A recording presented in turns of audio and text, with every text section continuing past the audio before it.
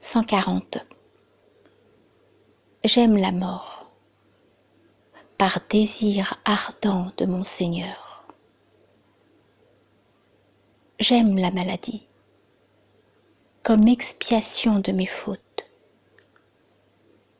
Et j'aime la pauvreté, par humilité envers mon Seigneur. Abu Darda. 141.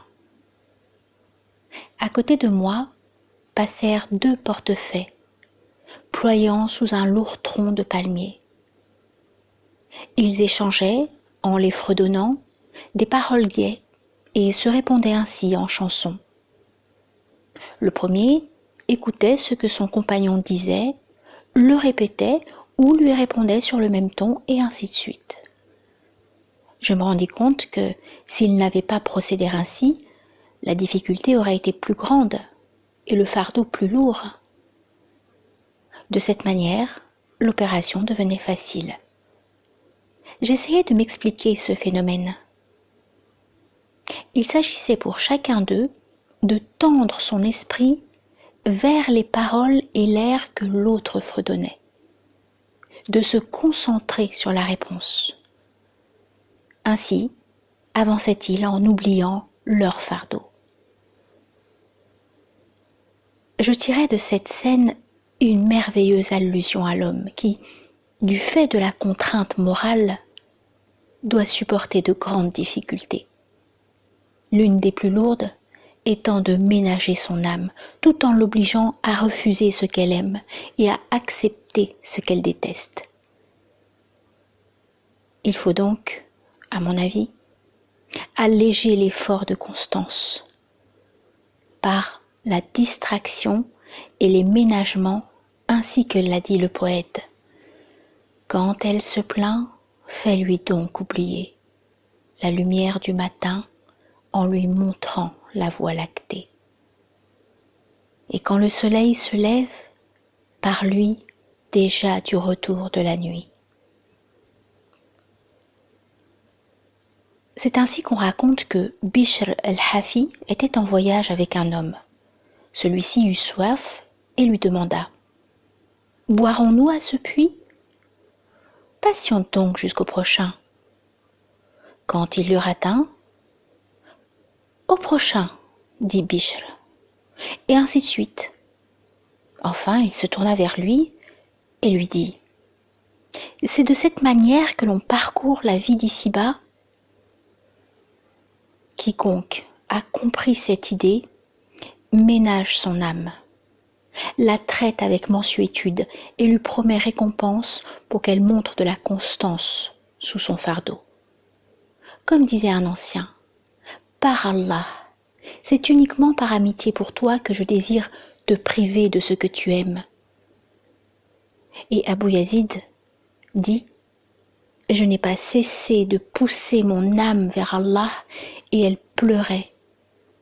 Quand elle a été rendue, alors elle s'est mise à rire. » Sache donc que ménager son âme et lui témoigner de l'indulgence sont choses obligatoires.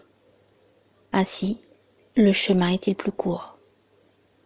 C'était là une simple allusion symbolique, il serait trop long de la développer. Ibn al-Jawzi, dans La chasse aux idées fugitives, Saïd el-Khatir.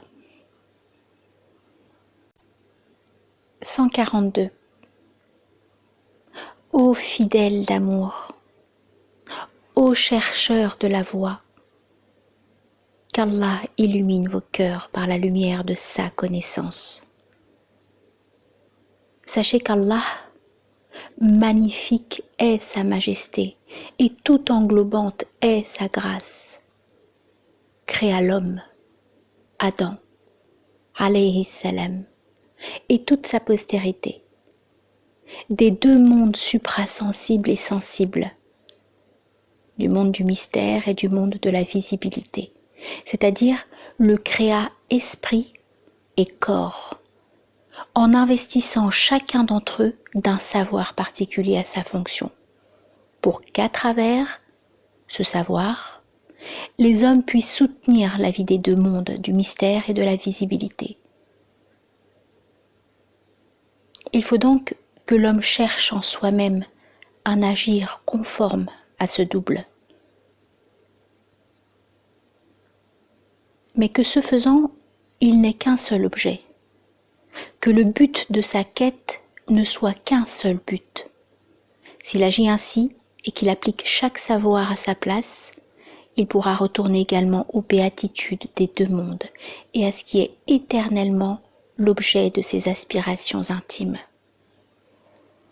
Mais s'il n'agit pas ainsi et qu'il applique ce savoir autrement qu'à sa place, il sera sans nul doute parmi ceux dont Allah dit « Parmi eux, il en est qui commettent l'injustice contre eux-mêmes. »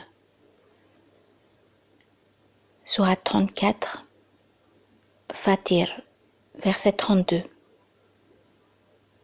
Parce que l'injustice peut se définir comme étant le placement d'une chose à une place autre que la sienne.